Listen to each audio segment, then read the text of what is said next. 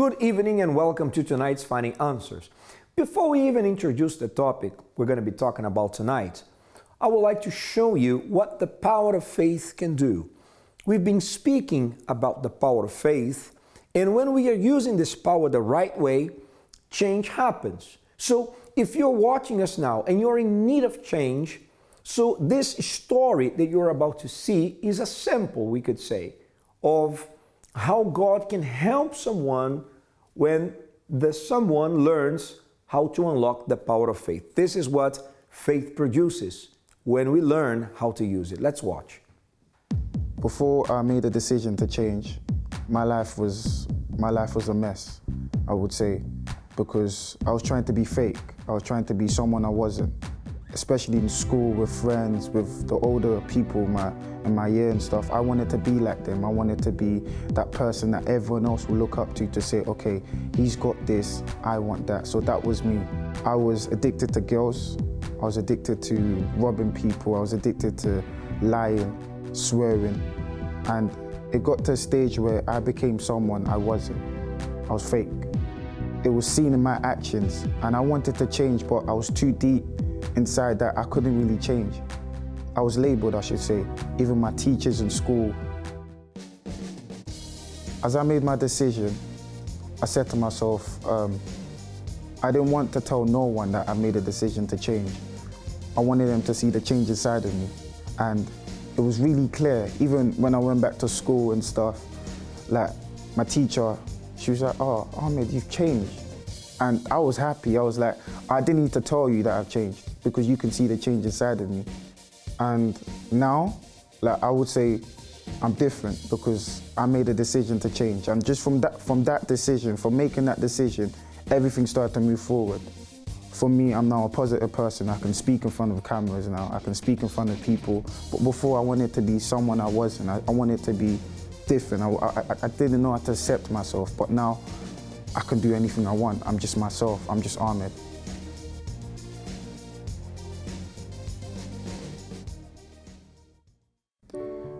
It is hard to keep up with everything and everybody in modern day life. Because we are complex beings, we experience many emotions that stem from the stress that life brings. However, being driven by our emotions can sometimes hold us back. One of the more dangerous emotions that we experience is envy. Envy is a secretly held emotion. If you are envious of someone, it's unlikely that you will admit it to anyone, except perhaps to someone who might also be envious of that person. The circumstances in which you might be envious will always involve a social comparison or competition between yourself and another person. Such competition and comparison with others are a part of the way by which you measure yourself, or your self-evaluation. Harold Coffin stated that envy is the art of counting another fellow's blessings instead of your own. If you feel envy is holding you back, the best thing you can do is to focus on yourself and be grateful for what you have. So as you could see, tonight we're speaking about envy. Unfortunately, not everyone in the world is happy when something good happens to someone else and not them. A very negative feeling indeed. But does it affect your life? And if it does, how can you protect yourself from being affected by others who maybe transmit that to you, or even from being affected yourself by this feeling? We have met people that were honest enough to say, you know, I'm not happy with this. I believe, I perceive that when something good happens to someone and not me, I become angry. How can we get rid of this feeling? How can faith help us be free from this? Is it possible? Of course it is. Speaking about envy, something so negative that actually the first murder ever to be registered, it's there in the Bible, when brother killed brother. I'm talking about Cain and Abel, because Abel, he pleased God. It was clear that God was pleased with what he did, and because the brother Cain, the older brother, didn't have the same dedication, didn't have the same devotion, well, whatever he did didn't please God. So he noticed that too. And instead of learning from the brother, instead of coming and saying, okay, so what did you do that I didn't, so I can learn from you, which would be a beautiful thing to do, rather he preferred to go there and kill him, which made matters even worse. So when this happens, when envy leads someone to do something this negative, it becomes something extremely dangerous. Even in our society today, death happens, murder, tragic things because of envy. And sometimes it's something difficult for someone to overcome. But once again, all things are possible through faith. And faith can help you. We have a live guest here tonight on the show who she's going to say to us how was her experience being the victim of envy and how she was able to overcome it by learning how to use this power. Tonight with us we also have Lisa. Good evening, Lisa. Good evening, Pastor. So we know that envy is a very negative thing. It can affect people directly or indirectly. But when we are the victims of envy, it becomes something difficult because we can't choose what other people will feel towards us. No, not at all. And it is very interesting the way that you reference it to the Bible with Cain and Abel. As you'll see later, when I went out and did the street interviews, one person did say to me that envy is such a strong emotion that it can drive you to kill, and that it is it is one of the most vicious emotions. That tied in with fear and tied in with insecurities about oneself. But when we talk about envy, it is very interesting to see the root of it. Where does it come from? Are we actually that happy within ourselves when we talk about envy, when we're envious of others or their lifestyles, their relationships, or their financial situation in life? And when we are envious with people, it is always a really good thing to bring it back to ourselves, to ask ourselves, why am I envious of this person? What is lacking in my life that drives me to feel this way? Mm-hmm. Why do I feel this way? What do I want that the other person has? And why do I want it? Yeah.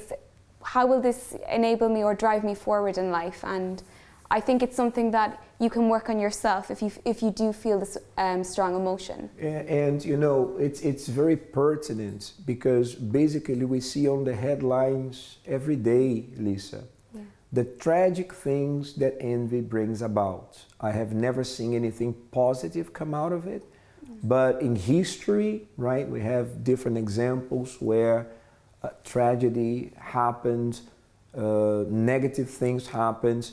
As we said in the news, we see it every day where someone loves somebody, that's one example, and that love is not corresponded, and they say, well, you know, if this person won't be mine, then they won't be anybody's, and they go there and do something to, you know, to destroy that life. So in the sense of, if this is a part of you, you know, if you feel this way, maybe you don't go to that extreme, but you perceive that envy is there. How can you overcome? It is possible. Once again, as we said here just a while ago, all things are possible through faith, because faith is a power that can change you in nature. It can help you become someone better. It can help you get the same way that it helps you getting rid of negative thoughts. We have spoken about this in previous episodes. Faith can also help you get rid of negative feelings. Jealousy, envy is one of them. And there are others, anger, hate. All these things can be overcome through the power of faith. And for us not to be limited by words alone, we are going to be showing you tonight. Pastor Douglas will be with us in a couple minutes, interviewing someone who, through the power of faith, was able to change in nature from the inside out. So we're going to go to a break now. We also have Lisa with the interviews, as she mentioned, she did with the people in the streets of London. So we have a lot of good material to show you tonight. Don't go anywhere. We're going to be back right after this.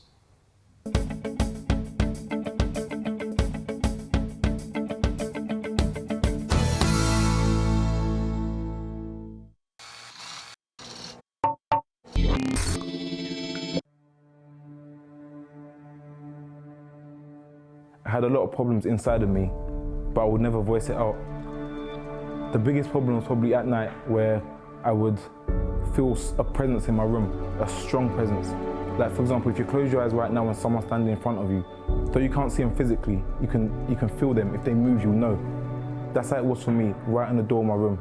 And I was so scared, really petrified, because on the outside, I had like a physique of, you know, tough guy, this guy is mean, he's bad, he's this and that. But inside, when I was by myself at night, it was really scary, really scary. I broke down and I didn't know what to do. Through the spiritual cleansing, my mind got healed, if you could say. My body got healed, and now I can say that, right, I'm happy now. I'm at a place where I'm content with myself.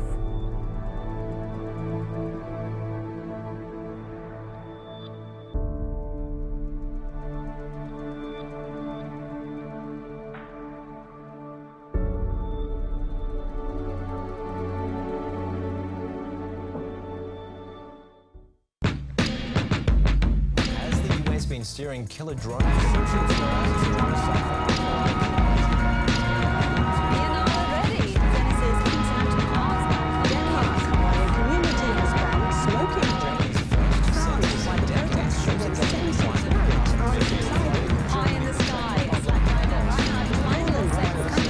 Aircraft missiles won't reach Syria for several months. In life, there are problems that just hit you with a blow. Everything crumbles away, and the heartache never seems to disappear.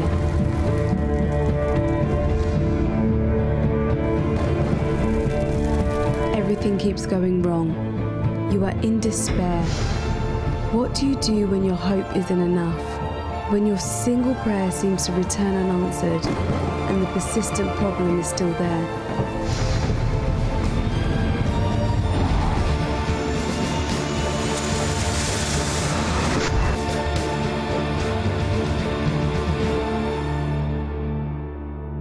Partner with God and make a chain of prayer.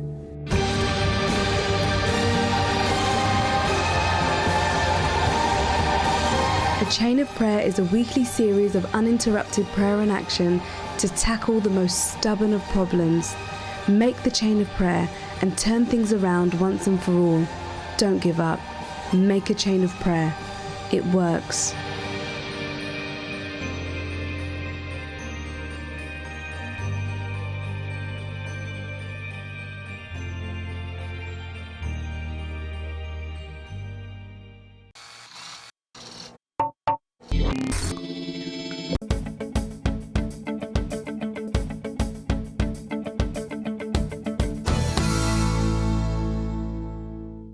Hello and welcome back to Finding Answers tonight. We're talking about the danger of envy. Now, if you were affected by anything that we have been talking about tonight, then please do contact us. We'd love to hear from you. So you can contact us by telephone on 020-7686-6300. That's 020-7686-6300, or email us at help@findinganswers.tv. You can also contact us via Facebook or Instagram. Just search for Finding Answers. Now, I went out to the streets of London to ask people how envy can actually damage your life, or can it damage it at all? Is it one of the most dangerous emotions that one can experience? Here's what they said. Definitely depression is probably number one. They're arguing and they're talking negatively about each other. What is more valuable than another? And so you can have as many friends and family as you want. It just depends. Is a common regret, like, oh, like I should have like asked that person out, or like.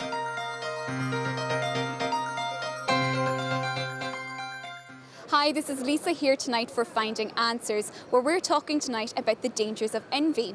I took to the streets of London to ask the people, is envy one of the most dangerous emotions that humans can experience? Here's what they said. I think it's a very tricky emotion. Dangerous? Yeah, it can be, sort of coveting something else somebody else has got. Especially in relationships, because that's when it's going to affect you most, isn't it? Because if you're envious of what your partner is doing, you shouldn't be. That's why a partner should be 100% and nothing at all. It actually isn't. The worst thing is fear. And envy is only a distraction of fear. It's the fear of not having enough, not letting go, being on yourself, being in your own power. So the worst emotion is fear. So you could see interesting opinions from people in the streets of London about tonight's topic. But wherever you are watching Finding Answers from, if you feel that somehow envy has affected you, so there's advisor right now standing by to take your call. If you want to call us for prayer, if you believe that this is going on with you and you would love to get rid of this kind of negativity from around you, maybe that's the kind of energy that you perceive going on at work, at school, you know, in a certain environment where you have to be there, but you sense this negativity going on. Faith can help you, faith can protect you. So the number is 02-07-686-6300 if you want to call for prayer or for advice. Tonight with us we have Pastor Douglas. Good evening, Pastor. Good evening, Pastor Edward. How are you? Fine, thank you. You have a guest tonight who is ready to share her experience with the power of faith, right? Absolutely, yes. After the break, we are going to be interviewing Lina Constant, who has a thrilling story to share with you. Pushing me for the rest of the week, so it's like a boost. Things were really tight. Today, the way I see myself is completely different.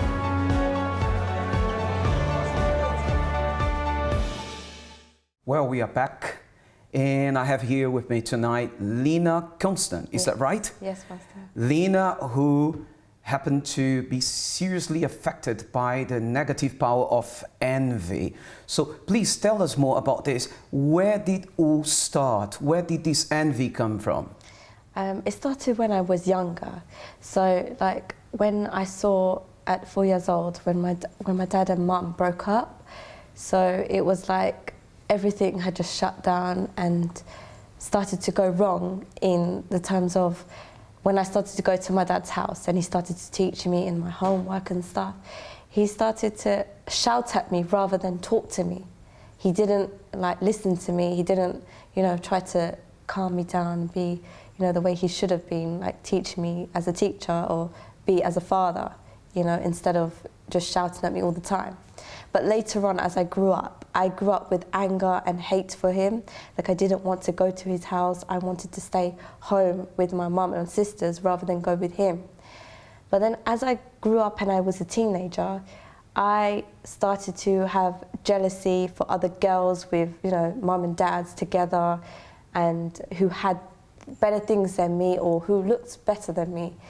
And it grew worse, as I grew older. So when I tried to change these things, it just didn't work. It didn't happen. But, everyone was telling me, if you knew God, if you knew how to change your life, you wouldn't be the way you are today. But it's like, I said to them, I know God. God is not here to help me. He's not there. Do you know what I mean? I was going through so many things at the time, getting bullied and having people on my case about being with a popular guy and just dressing in a certain way that teenagers nowadays dress. Dress and having a popular guy and doing things that nowadays happen. But at that time, I got so low there was a point I got so low and I just felt so depressed about the way I looked, the way I felt and who I was. I wanted to change. But because of the people that told me, you believe in God, but I haven't seen you changed. And I had enough and I really wanted to change. I really wanted to, but I didn't have that sincere heart inside of me to change.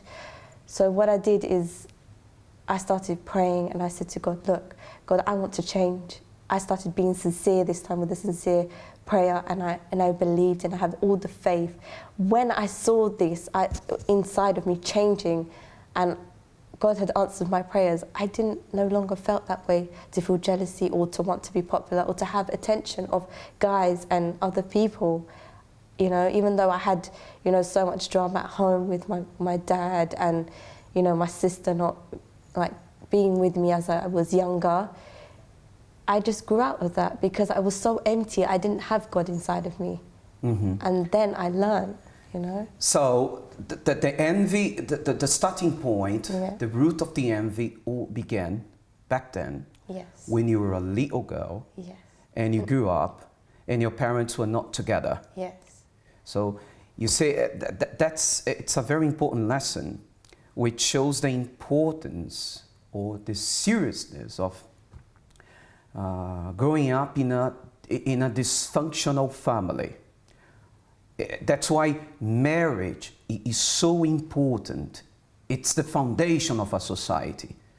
Because when a child grows up in a home where the parents are not together, marriage is falling apart, it can seriously affect the decisions of that child. Because family is what makes a society. And when you grew up, you couldn't call it a family. No, I couldn't. Yeah. Because your parents were always having this difficulties, arguments and shouting. That's what I grew up with, because they weren't happy themselves, and they didn't explain that to me, how to control myself, you know, with the angers and the issues. And you know, when I was going through all the problems in primary school, you know, at points I would have friends and then I wouldn't, because I was that sort of person that had anger issues in myself. Although I was little, I understood a lot. I saw a lot, I was taking in a lot, and it was too much. Children see, children do. Yeah. And children are always looking up to us as role models. And what they see, they do. So that's what happened to you. Yes. And because of that, you started then developing this sense, this feeling of extreme jealousy towards a friend of yours. Other children that had, you know, better lives than I did. That's what I saw. I saw, you know, their parents coming to pick them up. They're all happy. You know, they had things that I wanted, and they were always happy. And I was like, why can't I be that happy? Why am I like this? You know, why am I always angry? Why am I always envying? Why am I like this? I don't need to be this way. But I just couldn't understand. Nobody taught me or how to control myself, you know. Growing up with this feeling, when you became a teenager, how did that affect you? It affected me a lot, because in my studies I started to fail as well. I wasn't doing well. You know, I couldn't think properly. I was getting depressed as well. I started to know the meaning of getting depressed, because a lot of people was like talking about depression and this and that, and it was just bringing me even more worse down. So it was adding more things to my life, rather than getting better. You know, even though I knew about God, it wasn't getting anywhere. Like I didn't use my faith as I should have. I didn't, you know, ask God to help me in the way I should have. I didn't do anything with a sincere heart or sincere mind. As you know, as you grow up learning about God, how He can help you, how if you just give Him your all in the ways of your heart, your mind, your soul, in just listening to what God has to say, and He will do the rest for you. How did this envy affect your relationships? Relationships into my family. I mean, we were talking before the break. You mentioned to me that you got engaged, didn't you? Yes, I got engaged, and what I brought to that relationship was arguments, because that's how I thought you should. That's how I thought the relationship should be. You know, full of arguments. The package that I had on my back, I bring also to the relationship. So that's how, you know, it was so messy. It was a terrible relationship, because although I had my problems, he had problems. and I bring more problems to the relationship rather than helping. So it was just... And this, you see, this is a common mistake that people think, no, if I engage into a relationship, you know, it will help me to get rid of my problems, because then I'll find a partner for life, and I'll be sharing my life with him, with her. So in this way, you know, it will be a lot lighter. But that's not what happens. No. In theory, this sounds very nice, but, you know, when it comes to real life, you know, if we don't sort yourself out first, if you're not well defined, if you are not really sorted within yourself, and you go to a relationship, you're going to be carrying out your problems, and it will add to that relationship a lot of tension. And that's what happened to you. It was a lot of tension. It was so messy that all I thought is, if I found someone that loved me and did all the things that I wanted, that I would no longer feel this way. I would no longer have anger or jealousy or no. But it got even worse. What was the lowest point of your life? My lowest point of my life is when I thought, you know, I had enough of the way I am. I've been through relationships and trying to get attention of people and all the things you can think of, you know, relationships, like going out and getting into a relationship, being with friends. I thought all of this love will help me in a way, like it'll fill my heart, it will fill me with love and attention, but it didn't work. It wasn't them. I needed more than that, and I needed someone's love, but I didn't know who.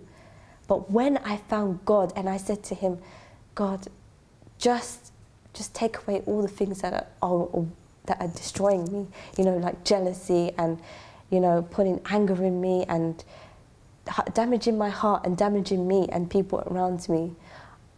I did it with a sincere prayer, and I said to God, I just got on my knees and I said to God, change me. I said, you said to me, if I give you 100% and my whole heart, a sincere heart, that you will change me. And he did. He changed me. He made me, he filled the gaps inside of my heart, filled it, overflowed. And I felt so good that I could do anything. I was there talking to people. I didn't need anyone to be with me, because I used to cling on my mum as well a lot.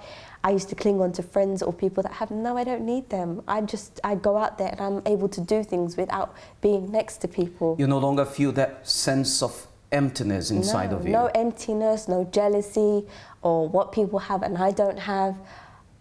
Now that I found God, it was amazing. Did you forgive your dad? I forgave him. Yes, I forgave him. Yes. So you guys have a better relationship now? We have a better relationship. We can talk. We can have dinner together. There's no more I shout, he shouts. There's no more of that. Yeah. So a completely different person now. Yes, a different person. Congratulations. Yes. That's a very nice story, yes. Lina. And I believe that your story has inspired many, many people that are watching us now. And if you are living days where, you've been completely confused with this feeling of envy and jealousy, and you need someone to talk to, you want to get rid of these but don't know how, give us a call right now. We've got a team of advisors that are willing to listen to your problems. Okay, the number is 020-7686-6300, or you can drop us an email to help@findinganswers.tv. Okay, we are going to go for a break and we are going to come back shortly with Pastor Edward.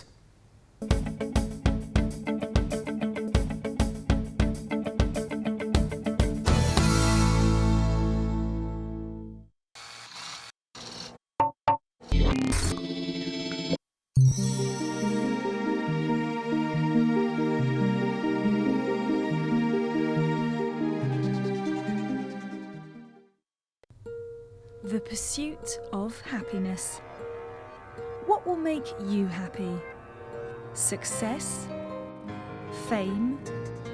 New shoes? Financial security? Love? Education? Independence? Family? sometimes in the pursuit of things we think will bring us happiness. Sometimes we fail to see that we aren't happy, or we never find it. We live in a world of people. Rather than pursue things to make you happy, what if we all worked to make each other happy? Wouldn't we all be happier?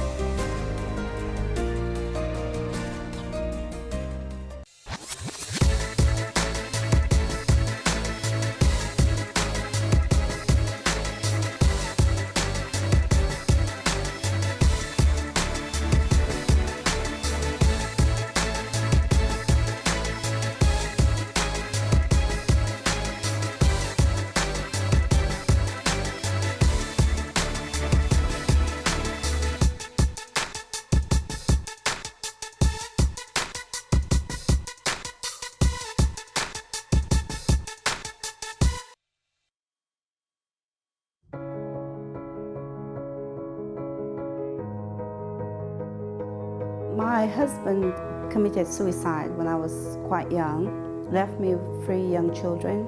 It was about 8 years of abuse, starting for psychological abuse until it got physical. I just felt so lost as a teenager. I didn't know who I was.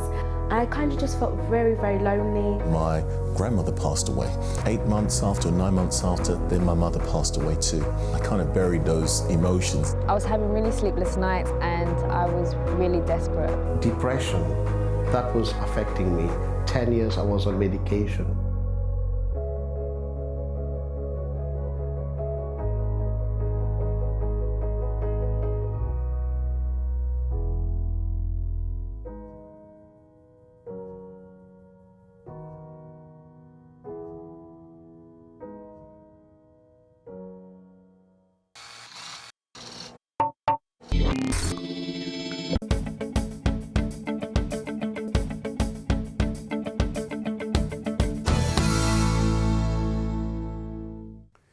Welcome back. You are watching Finding Answers, and our topic for tonight is envy. How is it possible to overcome?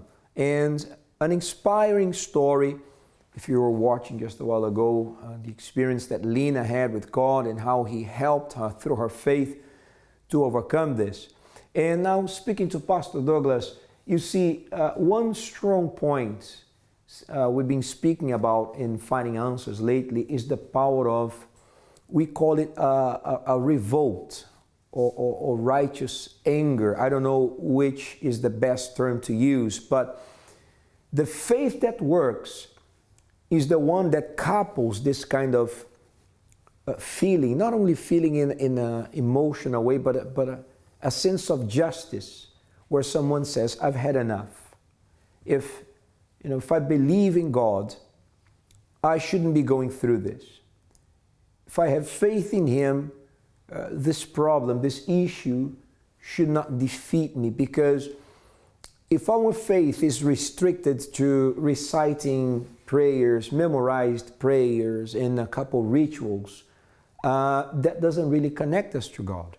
God is a living being, He's a living spirit, and He requires us, Douglas, to have also a living faith, a faith that involves sacrifice, decision, a faith that involves the courage, the attitude of saying, listen, I've had enough. Just like Lina said, situation, that's what was remarkable for me in her story. When she said, I'm fed up with this, I won't, continue living with this anymore. If there is a God, He must manifest His power in my life. And not only in her story, but in most people we've shown here in Finding Answers, that was the turning point for them. Everything and everyone has a breaking point. A car has a breaking point. Humans have breaking point. Our health, consistently have a breaking point. What is the breaking point? It's that point where if you let it go beyond that, you will break. Mm-hmm. And some people needed to reach the point of breaking point to wake up. To wake up and to allow this, if we can call it, inner power of revulsion, of revolt, or like Pastor Edward put it very well, a righteous anger that led them to do something to change. Because The truth of the matter is, dear friends, a miracle is not a magic. God will not come down from heaven with a magic wand and touch your head and say, abracadabra, and the situation will suddenly change. No. God works in partnership with humans. An interesting fact is that after God made Adam, He's never done anything on his own. That's right. Every creation, every project, everything we see around us has been made in cooperation with humans. Yeah, the only things he did by himself were the things he did before creating the man. Exactly. Right? That's when he used his word to create, to bring light, or let there be light. There was light, and he reshaped the earth and everything. But you're right, from the point that he created the man was created from the dirt, right? Makes a lot of sense. The same elements we find in our body, the chemical elements we find, calcium, sodium, whatever, we find them on the earth. The woman was not created from the earth. The man participated by giving one of his ribs. Interesting thing that you said. So the miracle is not the product of luck. It's not the product of God choosing like eeny, meeny, miny, mo, this one here is the lucky one today. But anyone who will believe in it, who will understand, wait a minute, if I believe in God, there has to be results. And I'm going for it. I don't, you call it a breaking point. I would say a point of enough. Yeah. A point where we say we had enough, and you get so much accomplished. When you get to that point, of course, that we're not saying that we should get angry at people. Understand, please, what we're saying. It's not anger against people, but anger against this disease that you have, against this depression you're feeling, against this financial problem, against this life that is going, down instead of up. If you have faith in God, it shouldn't be like this. You should be going up. Of course, problems everyone has, but we have to have victories if we're using faith the right way. Faith in the promise. What is a promise for? A promise is intended to be fulfilled. I mean, no one makes a promise unless the person intends to fulfill it. Well, at least it should be the right concept of making a promise. God is a God of promises. He's not a God of religion. He's a God who makes promises, but of course that His promises have terms and conditions which have to be applied. And one of the terms and conditions that need to be thoroughly followed is to come to the point of saying, no, I had enough, and do something about it. For instance, how long have you been watching this show? And every time you watch Pastor Edward or me, you keep saying, no, tomorrow I'm going to make a phone call. Tomorrow I'm going to drop them an email. Tomorrow I'm going to go and ask for help. But you keep on postponing. And what, sorry to cut you off, but what changes when someone says, tomorrow I'll do it? What changes on the spot? Nothing. We accomplish nothing by saying, tomorrow I'll do this. What if something happens tomorrow and I don't do? That's what usually happens. So as you're saying, these promises are not automatically fulfilled. I am not going to be automatically an overcomer and a successful person just because I believe in God or because I pray. Because faith entails so much more than that. And this is one of the reasons why sometimes there are no results. Because people just assume that, well, okay, I'm going to give my life to God. Okay, give my life to Jesus now. Now change my life. No, it's not like that. It's never been like that. We see the history of the people of God. In order for them to enter the promised land, they had to fight. Some of them got upset that they had to fight, but it doesn't matter. If they didn't fight, they wouldn't conquer.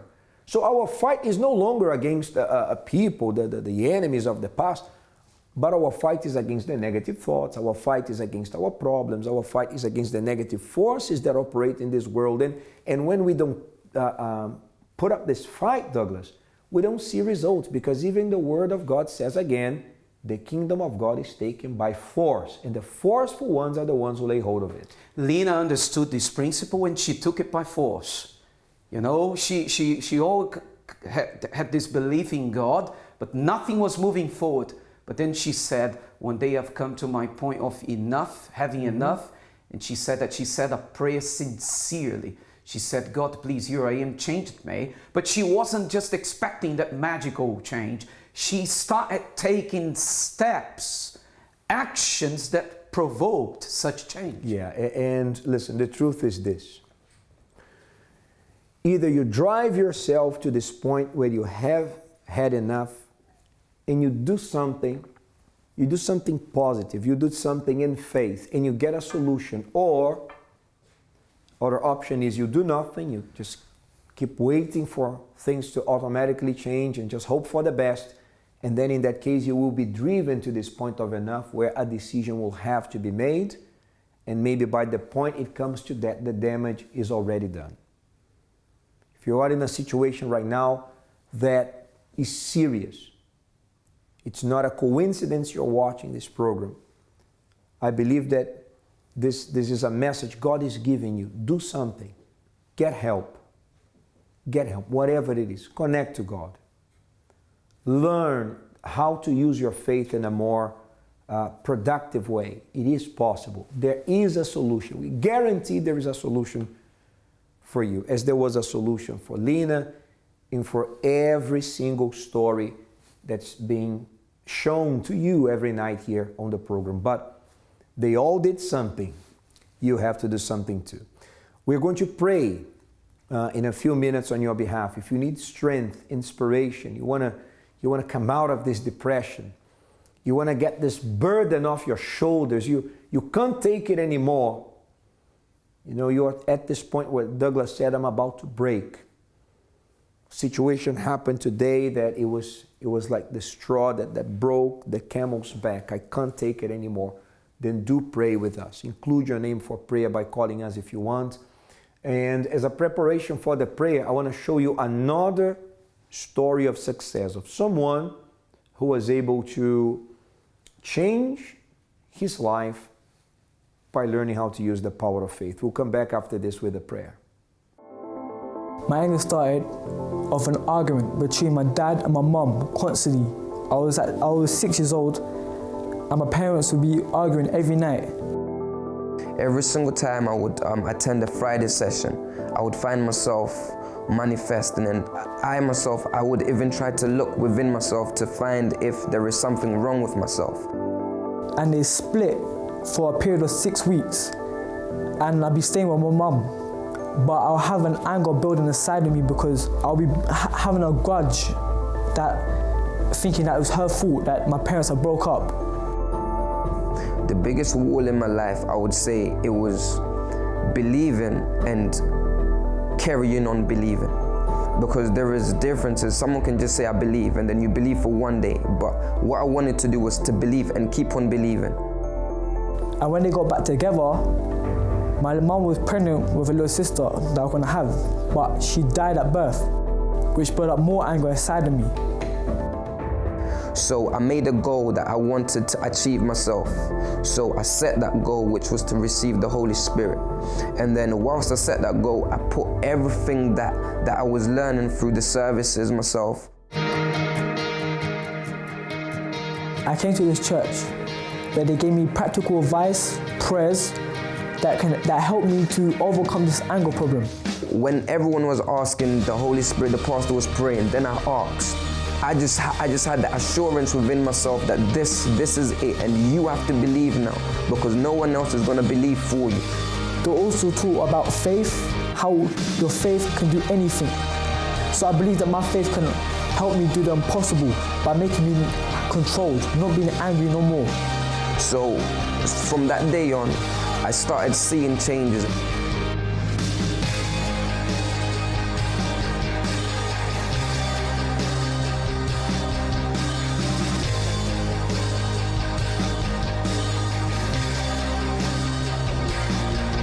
Today, my impossible has become possible because my anger that I thought I wasn't going to get rid of is now gone. I'm now a happier person.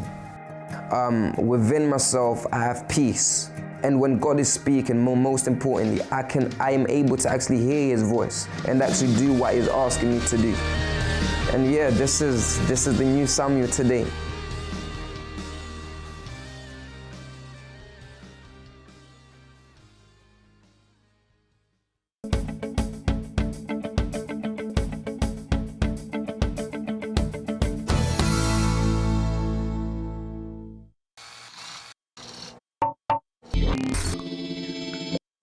make it, do it. Makes us harder, better, faster, stronger.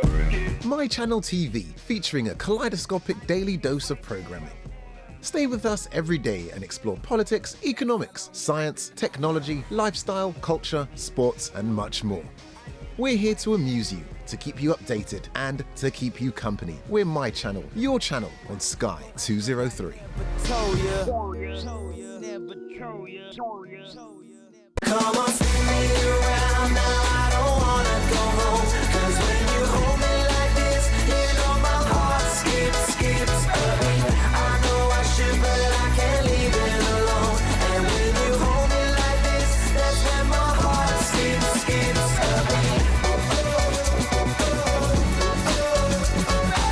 You gotta love this, man.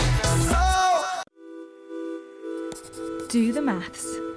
Changing your life is not as simple as changing your hairstyle, your shirt, or rearranging the furniture in your living room.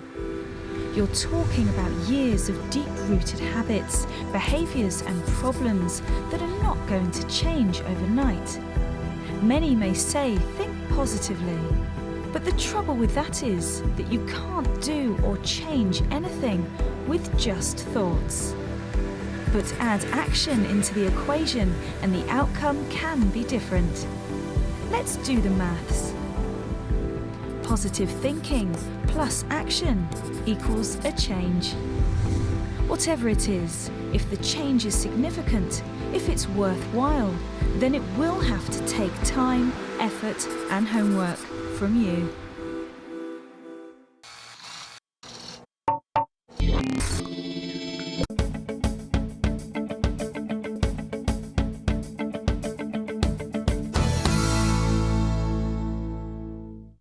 So we're coming towards the end of tonight's program, and we are speaking about envy, something so negative and so destructive. The Bible, it speaks about envy several times, but Douglas, there is a proverb there that says that envy is rottenness to the bones. In other words, it corrodes from inside. And we're presenting here that faith is the tool that helps someone overcome it. Only faith can help. I mean, what other medicine, what other medical treatment, and please, it's not our intention to disregard, the power of medicine. I mean, what could be our lives without medicine help? But the point is, envy is not something just physical, although it causes, as you mentioned, physical implications. Rottenness to the bones, but evidently something emotional, but very negative that have implications all over the life, including physical. Faith is the solution. Faith, now, it's important now to pay attention to this detail. Not a religious faith, not a faith that brings disputes and confusions, but a faith which is intelligent. A faith that leads you to think rather than feel and make the right choices, because it's all about our choices, Edward. Absolutely, absolutely. When we make the choice to get help, when we make the choice to turn to God concerning the matters that we cannot overcome on our own. And remember, as previously said here, nothing comes easily or automatically. It's a fight. It takes a fight. It takes belief. But that's all you need. If you believe and you keep consistently fighting, making the sacrifices, the efforts to change with the help of God, it is doable. Even if you feel right now that envy is consuming you from the inside, something that you would love to get rid of altogether, but you don't know how. Well, it can start with a prayer. So we are going to unite our faith now and pray on your behalf. It's the moment of prayer. Prepare now for the moment of prayer.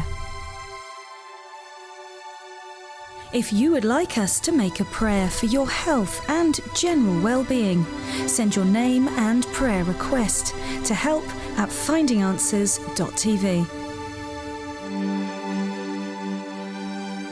God, right now, we unify faith, our faith, with the faith of this viewer, wherever he or she may be at home, hospital, lying down on the bed, crying, desperate, or just watching and looking for something that can bring life, because maybe at this point this person feels there's no more life. There's nothing worth fighting anymore, nothing makes sense. Everything has lost its meaning. And at this point, this person feels like they're sinking fast into a dark place, trying to grasp for something to break the fall, not finding anything. I ask you then, let this be the moment where your hands helps this person stop falling. That your hand gives this man or woman who is praying with us now the necessary support that maybe they have not been able to find anywhere else. Like you did with Lina, that at the lowest point in life, she turned to you.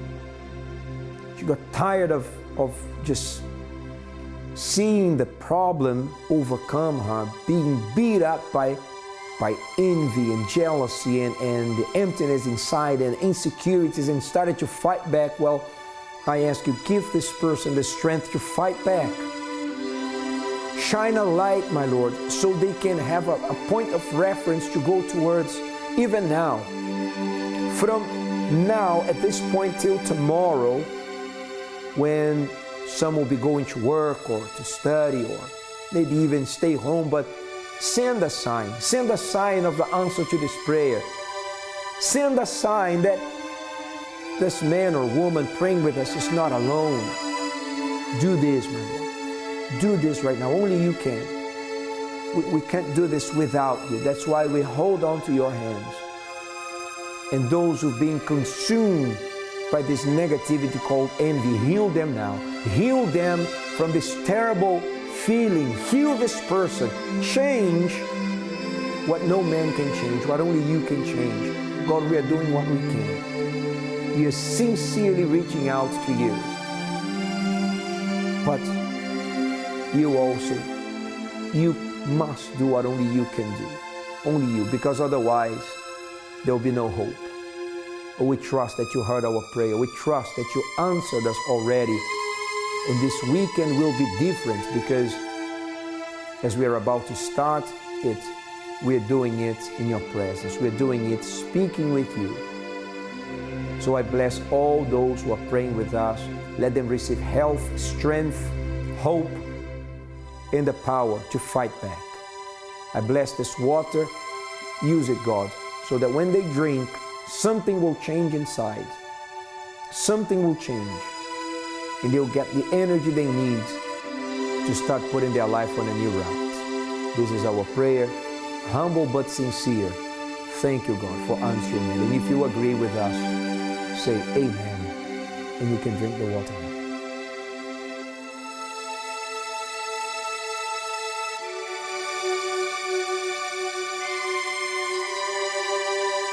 Well, this is it. We're coming to the end of tonight's episode. Remember, you can still find previous episodes. Just go to YouTube, type Finding Answers on the search bar, find our channel, our YouTube channel. You're going to find us there, okay, with other discussions and prayers. Also, find interesting material on Facebook. And if you still want to talk to someone for the next minute or so, someone will still be around. So you can give us a call or send us an email. It was a pleasure being with you until now. Have a great, blessed weekend. Good night.